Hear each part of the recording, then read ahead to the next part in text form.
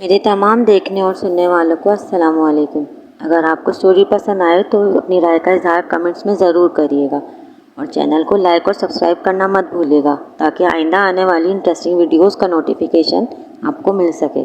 मेरी सास ने अपने घर में एक कमरा ऐसा बना रखा था जहां वो किसी को जाने नहीं देती, पर घर की नौकरानी को वहां भेज दिया करती।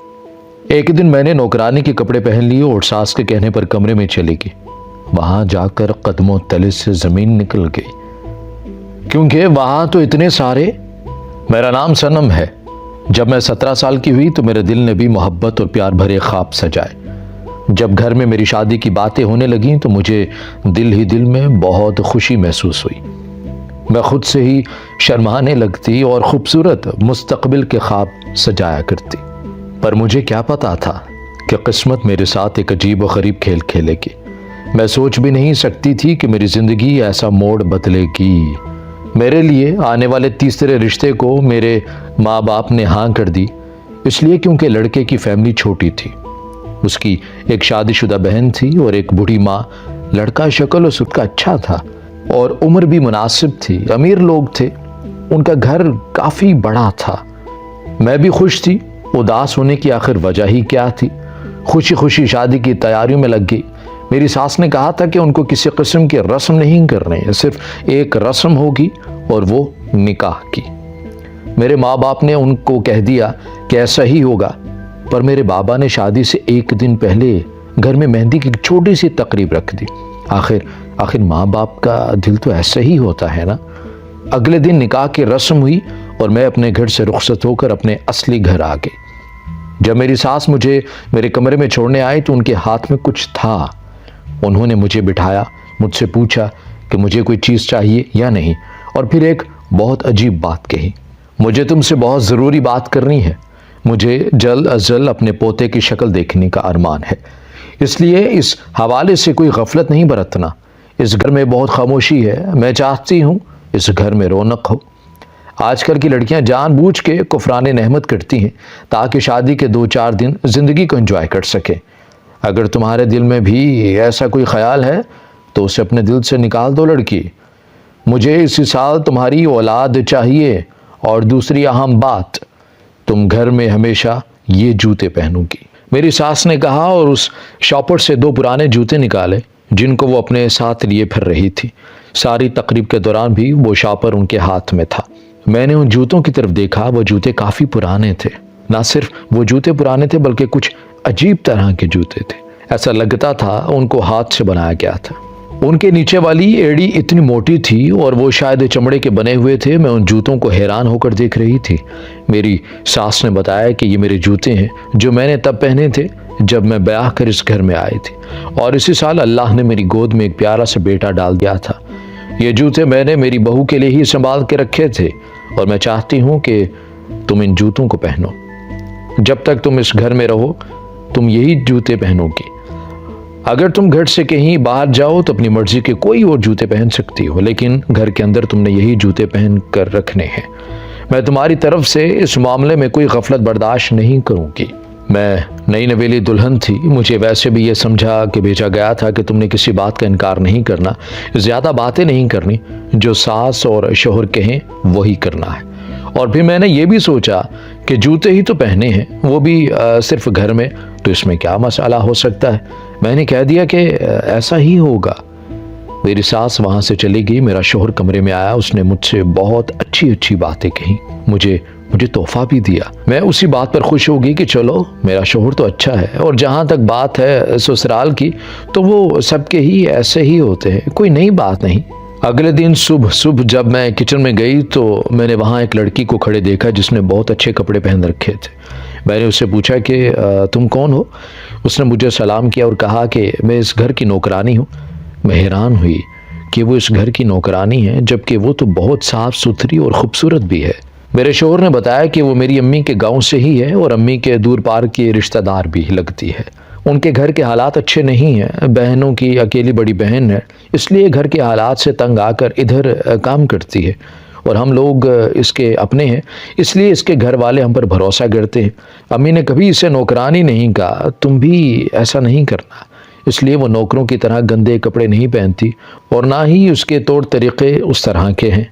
वो पढ़ी लिखी है। उसका नाम मारिया था। मेरी शादी के शुरू के 2-3 दिन तो अच्छे गुजर गए। हमारी 2-4 दावतें भी हो गई, पर उसके बाद मेरी ज़िंदगी रूटीन पर आ गई। वही घर में शोहर का सारा दिन काम पर रहना और मैं सारा दिन घर में बोर होती रहती। मैं घर में अपनी सास के दिए हुए जूते पहन के फिरती रहती, लेकिन एक बात बहुत अजीब थी कि इन जूतों में बहुत सी अजीब तरह की आवाज़ भी आया करती थी। यानी मैं जहाँ भी जाती तो सबको पता चल जाता कि मैं कहाँ जा रही हूँ। लगता है कि जूते बहुत पुराने थे, इसलिए इन जूतों में से आवाज़ें भी आती थी। मैंने अपनी सास से कहा कि जूतों में से अजीब सी आवाज़ आती है, तो उसने कहा कि ये जूते काफ़ी पुराने हैं इसलिए आ रही है। वैसे भी तुम्हें कौन सा सारी ज़िंदगी ये जूते पहनने हैं, एक दफ़ा तुम हमें खुशखबरी सुनाओ, उसके बाद तुम ये जूते उतार सकती हो। अब तो मैं भी दुआएं करने लगी कि जल्द से जल्द मुझे कोई उम्मीद मिल जाए, ताकि इन जूतों से तो मेरी जान छूटे। भला कौन ऐसे पुराने जूते पहनना चाहेगा। मैं पूरा दिन घर में ही होती थी। अब इस घर पर नज़र रखा करती। इस घर के काफ़ी सारे कमरे बंद थे। इस घर में कोई 8 से 10 कमरे थे, लेकिन इस्तेमाल में सिर्फ 3 ही कमरे थे। एक कमरा मेरा और मेरे शोहर का था, एक मेरी सास का कमरा और एक कमरा मेहमानों के लिए साफ करवा के रखा जाता। मुझे ये घर बहुत अजीब लगा था। मुझे ऐसा लगता था कि जैसे इस घर में कोई राज है, कोई अजीब सी खामोशी है। सब अपने अपने कामों में लगे रहते हैं, कोई किसी से बात ही नहीं करता। मुझे इस घर में अजीब सी बोरियत महसूस हुआ करती थी। एक दिन मैंने कुछ अजीब देखा। मेरी सास घर में बने एक कमरे में जा रही थी, जिस कमरे को छुपा कर बनाया गया था। उसका दरवाज़ा एक अलमारी की शक्ल का था। देखने वालों को लगता कि वो दरवाज़ा नहीं बल्कि एक अलमारी है। मैंने उनको वहाँ जाते हुए देखा तो मैं हैरान रह गए और उनके वापस आने का इंतज़ार करने लगे। इंतज़ार करते करते बाहर रखे सोफे पर ही सो गए। जब मेरी सास ने ही मुझे जगाया, क्या कर रही हो लड़की, अपने कमरे में जाकर ही सो जाओ अगर इतनी ही नींद आ रही है तो। वैसे मेरी सास का रवैया तो हमेशा मेरे साथ काफ़ी खुश्क होता था, लेकिन अब मुझे एहसास हो गया था उनकी फितरत ही ऐसी थी। वो सबके साथ ऐसे ही बात किया करती थी।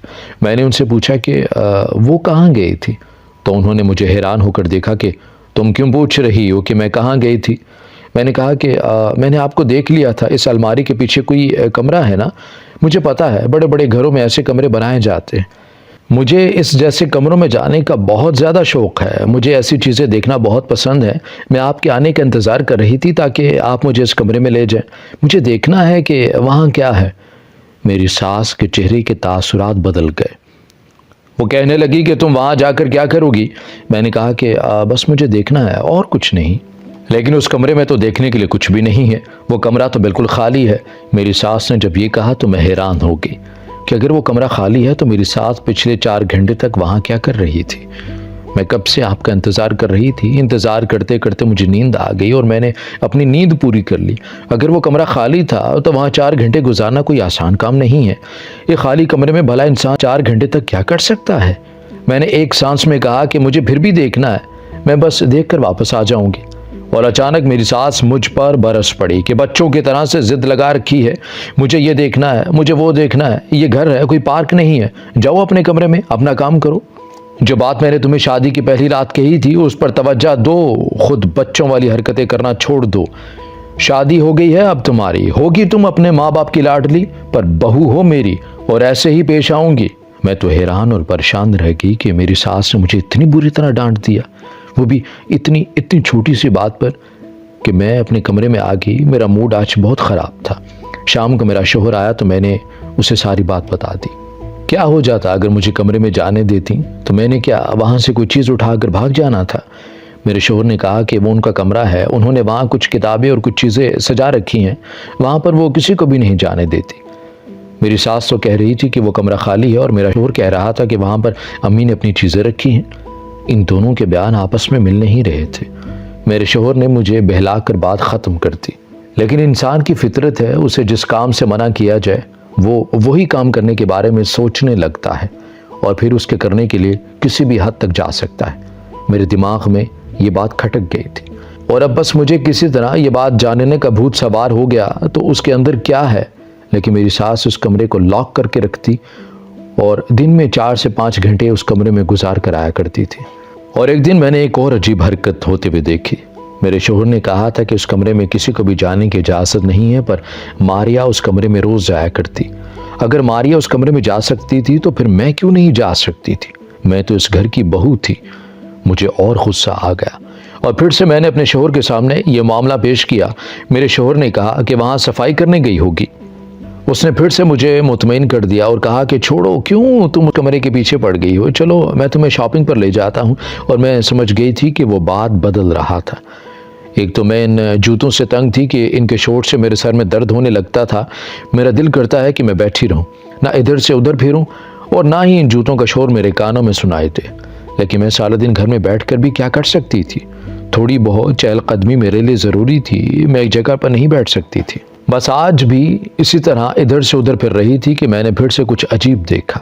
मैंने देखा कि मारिया इस कमरे से बाहर निकल रही थी और उसने काली चादर में कुछ छुपा रखा था। मैं उसके पीछे थी, लेकिन उसे एहसास नहीं था। वो काली चादर में कुछ उठाए हुए घर से बाहर निकल गई और बाहर पहले से ही एक रिक्शा मौजूद था जिसमें वो बैठकर वहाँ से चली गई। मैं हैरान थी कि आखिर वो क्या चीज़ थी और फिर मैं उसका इंतज़ार करने लगी। उसने वापस भी आना था, वो उसी घर में रहती थी। वो वापस आई तो तभी उसने कुछ छुपाया हुआ था और वापस उसी कमरे में चली गई। मुझे ये भी पता चला कि मारिया शादीशुदा है और उसके 2-3 बच्चे भी हैं और वो अपने बच्चों को अपने शोहर के पास छोड़कर काम करती है। लगता है वो बहुत मजबूर थी, नहीं तो अपना घर बार अपने बच्चों को छोड़कर कौन आता है। एक दिन मेरे कानों ने कुछ आवाज़ सुनी।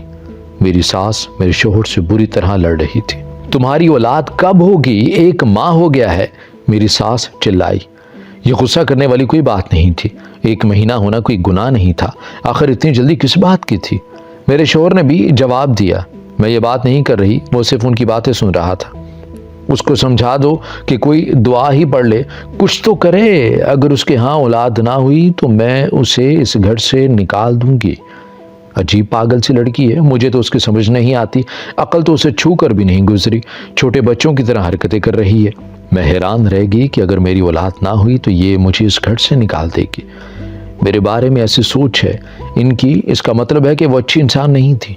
मुझे मेरी सास से नफरत हो गई। मुझे गुस्सा आने लगा कि मैंने कुछ किया भी नहीं है, फिर भी वो मेरे बारे में ऐसा सोचती हैं। मैंने इरादा कर लिया कि ये जो कुछ भी छुपा रही हैं मैं सबके सामने ला कर ही रहूँगी, क्योंकि जिस चीज़ को छुपाया जाए वो कोई अच्छी चीज़ नहीं होती। मेरी सास का कोई न कोई राज था जो वो सारी दुनिया से छुपा रही थी। मैंने अब चीज़ों को बहुत बारीकी से नोट करना शुरू कर दिया। मैंने देखना शुरू कर दिया कि मेरी सास एक ख़ास वक्त में ही मारिया को उस कमरे में भेजा करती थी। मेरे दिमाग में एक प्लान आ गया था। बस मुझे उस प्लान को पूरा करने के लिए मारिया के कपड़ों की ज़रूरत थी। मैंने सोच लिया कि मारिया के क्वार्टर जाकर उसका एक जोड़ा उठा लूँगी, लेकिन जब मैं क्वार्टर की तरफ बढ़ी तो करीब था कि मैं उसके कपड़ों की तरफ बढ़ती कि मैंने अपने पीछे किसी को खड़े देखा।